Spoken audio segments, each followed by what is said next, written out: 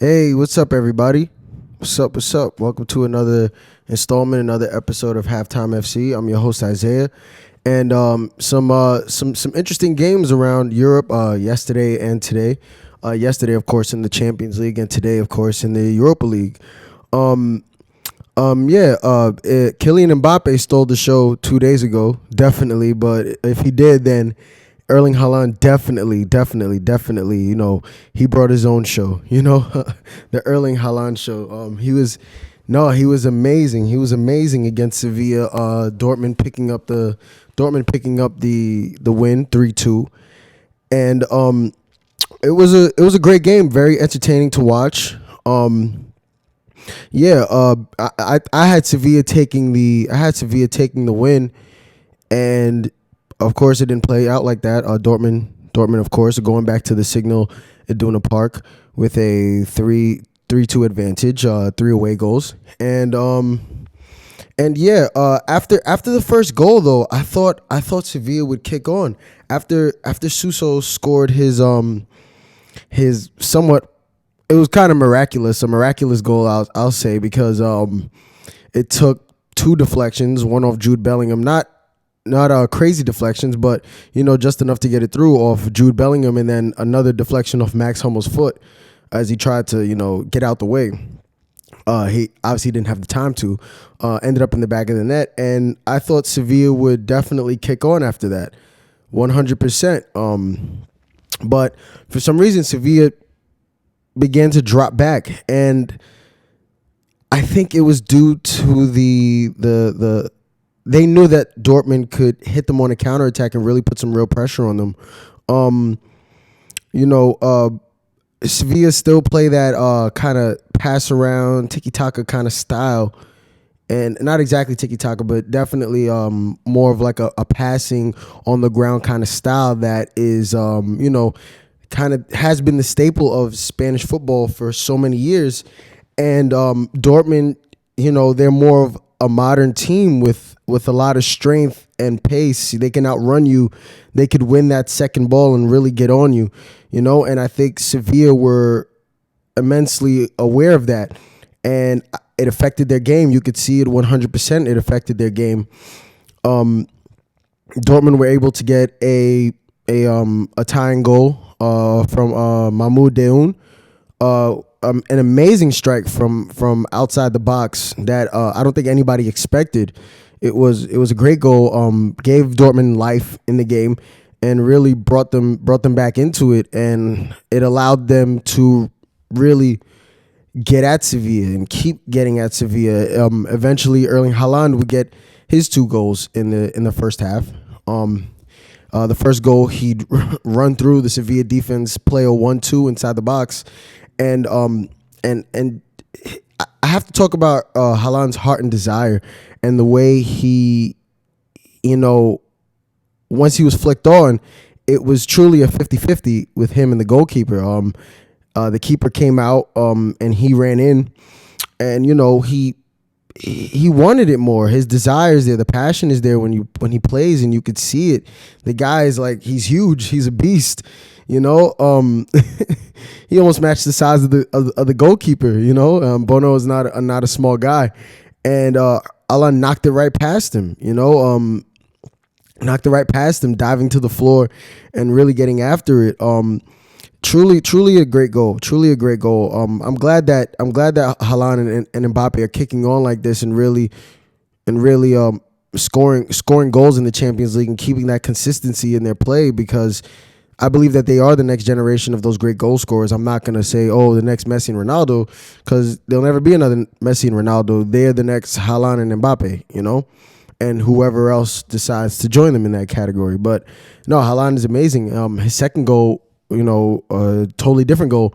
He hits it to the left while he's drifting right, putting it right past the keeper, puts Dortmund up 3-1, gives them a real foundation to go and win the tie. So it goes into the half 3-1. They come back out, and Sevilla, they they come out playing the same style. Those safe passes, the passes to side passes, side to side passes, predictable.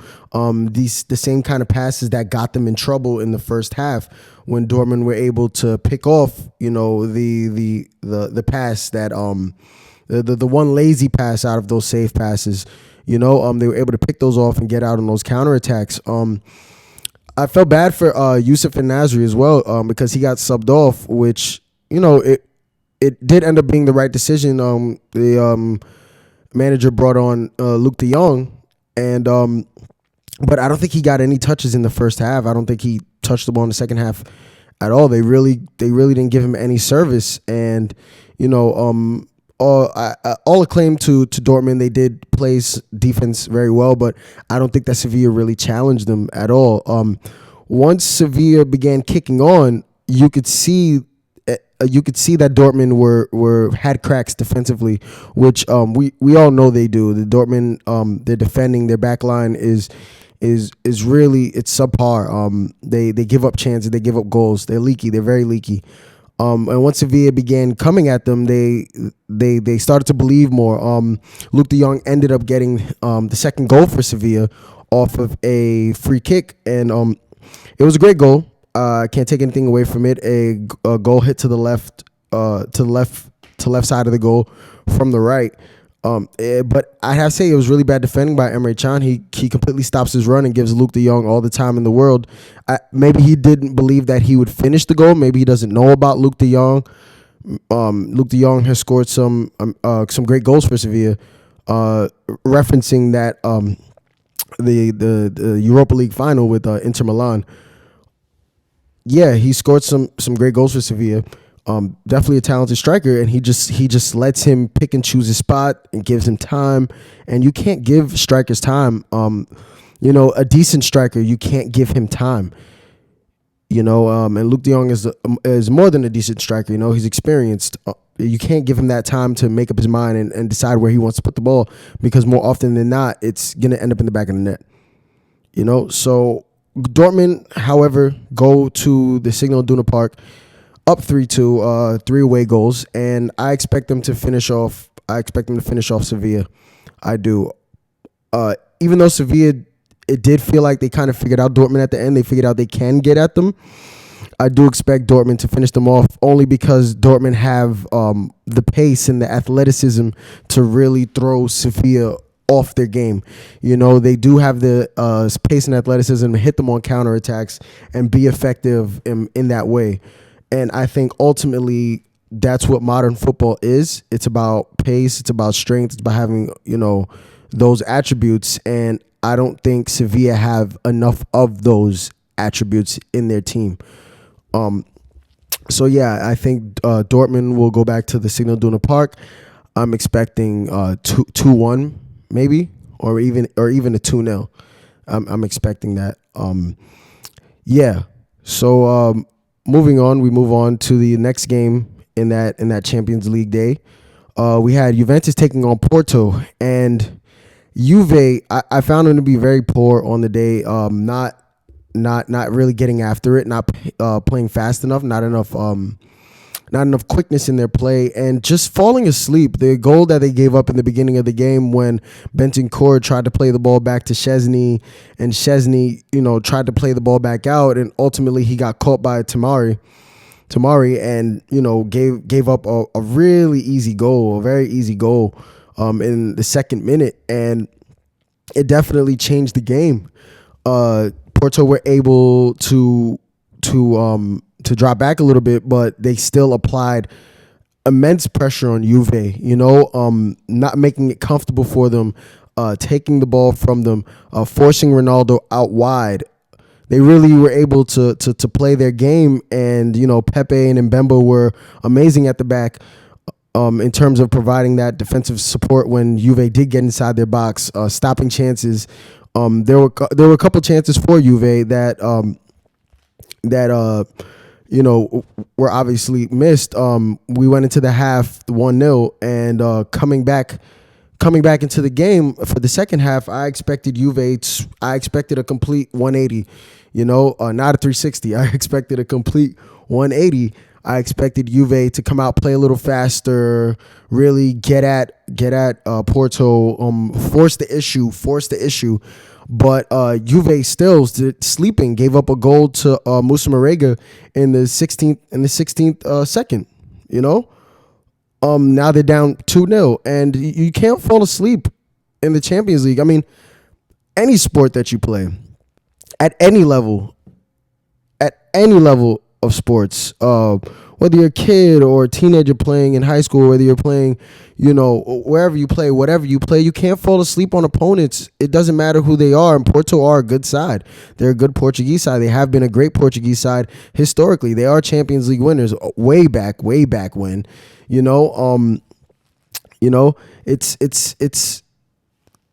you got to play the game. You got to be awake at all times.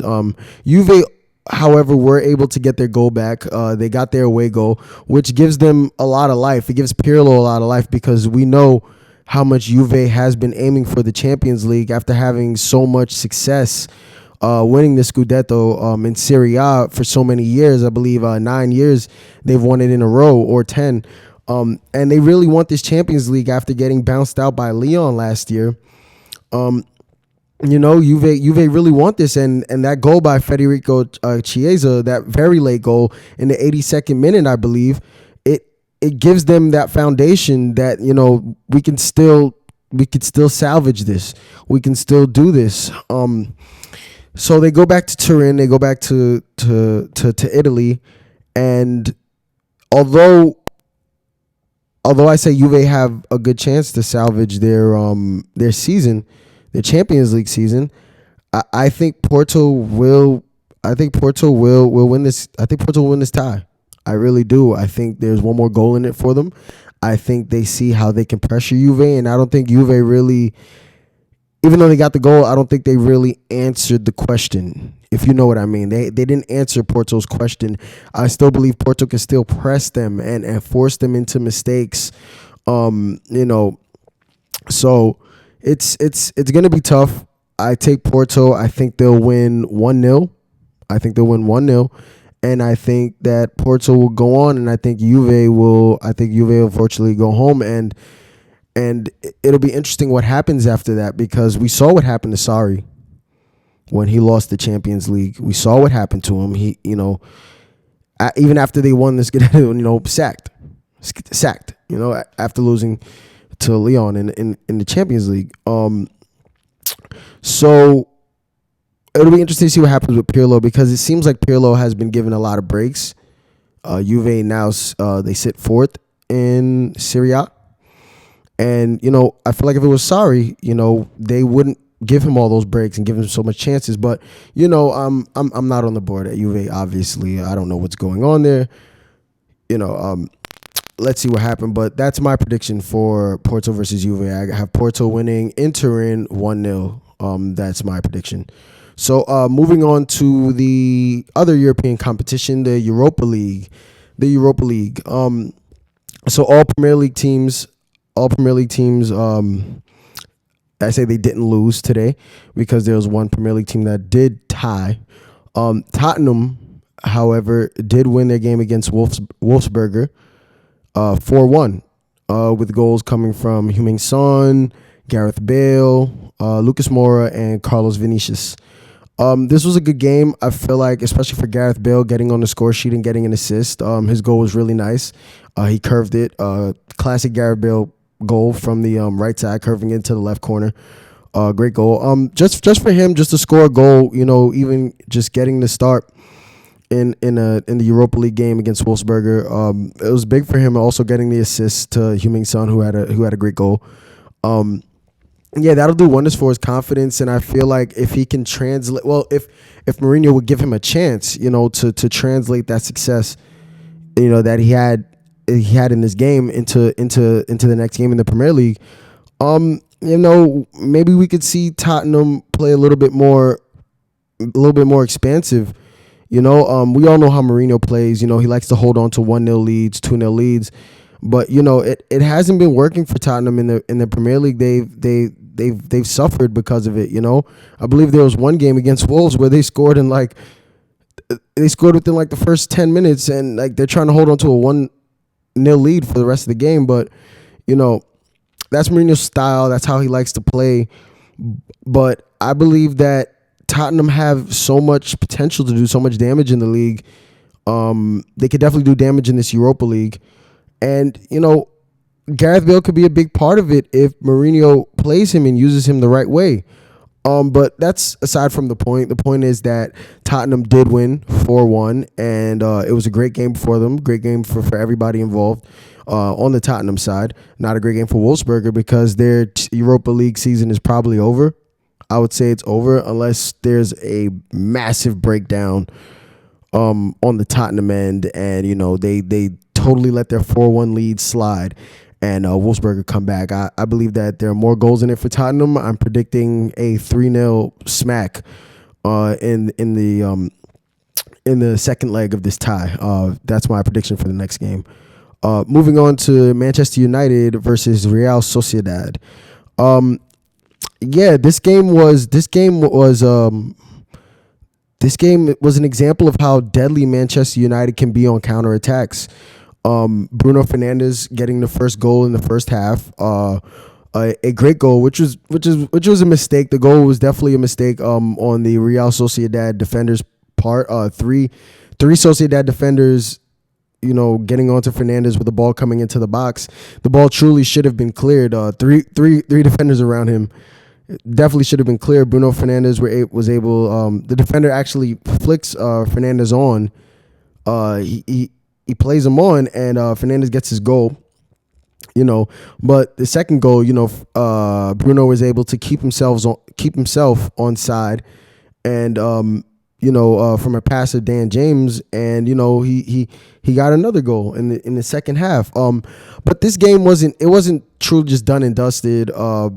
Like that, it wasn't straightforward for Man United from the start. I mean, it wasn't straightforward from the start. Sociedad had chances to score. They had chances to score. Unfortunately, they weren't clinical enough in front of goal. Dean Henderson, did his job. Dean Henderson did his job getting the start, and United were able to run away with this. There were further goals from Marcus Rashford, and Dan James got the last goal to close the game out. And it really does show if United are able to put more pressure on teams and play a little bit more up, they're able to hit teams on the counterattack. I can say confidently, I think that Manchester United probably have the best counterattack in Europe. They probably have the best counterattack in Europe. Actually, no, I can't say that. I can't say that. They have one of the best counterattacks in Europe when it comes to when it comes to counterattacking and all that. They have pace up front. They have creative ability with Bruno Fernandes. They can be very, very, very deadly. And this was a good game. This was a good win for them, especially coming off the tie with West Brom. The tie with West Brom in the Premier League, which was really disappointing. It was really disappointing for United fans. I think they went into the game expecting to beat West Brom, and they weren't able to play their game because West Brom sat back so much, and forced United to really try to create. And I don't think United had the right kind of players out there to affect that game. But that's aside from the point. The point is that United got their win 4-0 on Real Sociedad, and I expect them to finish off the tie. I see just like the Tottenham game, I see a 3-0 smack at Old Trafford coming for Real Sociedad. I think that their Europa League season is over. Unfortunately, giving up 4 goals in the first leg, you only dig yourself a hole that you gotta unfortunately climb out of. And I don't think Sociedad have enough to climb out of the game unless they're more clinical in the final third when they get their chances. But even so, it's 4-0. This one is done and dusted. Manchester United move on to the next round for me. Moving on to the next game, we have Arsenal taking on Benfica, the Portuguese side. Arsenal this game could have been over. it could have been over so. It could have been over so fast, so quickly. Aubameyang really not being clinical in front of goal, Arsenal not finishing their chances. They really could have handed Benfica 4 goals, just like Tottenham, just like United, not comparing them to those two clubs. Those are their rivals. But, it could have been that kind of night for Arsenal, and unfortunately that kind of night for Benfica. But Arsenal didn't finish their chances, and, I know Arsenal fans were raging when that penalty was given. Smith Rowe getting his hand in the way, and Pizzi putting the goal away in the 55th minute and giving Benfica a 1-0 lead.